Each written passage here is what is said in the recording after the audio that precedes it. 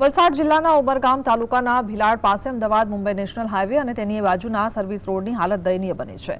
Highway પર મસ્ત મોટા ખાડાઓ અને સર્વિસ રોડની ખસ્તા હાલતના કારણે વાહન ચાલકોને કલાકો સુધી મુશ્કેલીનો સામનો કરવો પડે છે। આ ખાડાઓમાંથી રસ્તો શોધવો એક મોટો પડકાર બની ગયો છે અને મજબૂરીવશ લોકો આ જોખમી સર્વિસ રોડનો ઉપયોગ કરી રહ્યા છે।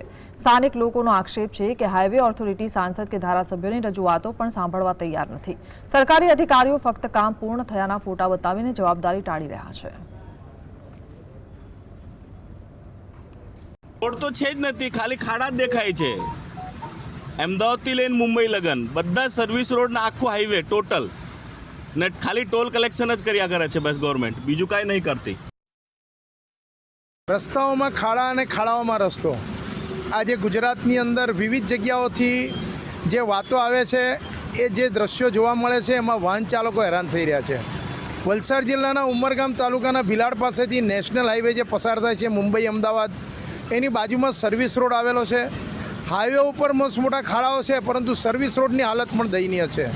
કલાકો સુધી અહીં વાહનો ચાલકો જે છે હેરાન થાય છે।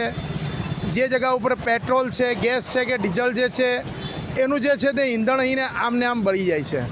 લોકોએ કલાકો સુધી જે છે તે અહીં કતારો લગાવવી પડે છે। ખાડાઓ પૂરવા કોઈ તૈયાર નથી। સરકારી તંત્ર જે છે એ જાણે ઊંઘમાં હોય, એમને આ ખાડાઓ દેખાતા નથી કે પછી સરકાર સુધી આ ખાડાઓનો જે છે તે અવાજ પહોંચતો નથી। ત્યારે હવે વાહન ચાલકોએ રજૂઆત કરવી તો કોને કરવી એક મોટો પ્રશ્ન છે અને આ ખાડાઓને લઈને જે પ્રકારે એક વ્યવસ્થા ઊભી થવી જોઈએ એની સામે હવે પ્રશ્નાર્થ ઊભા થયા છે। રાજેશ પાવસ્કર, GSTV।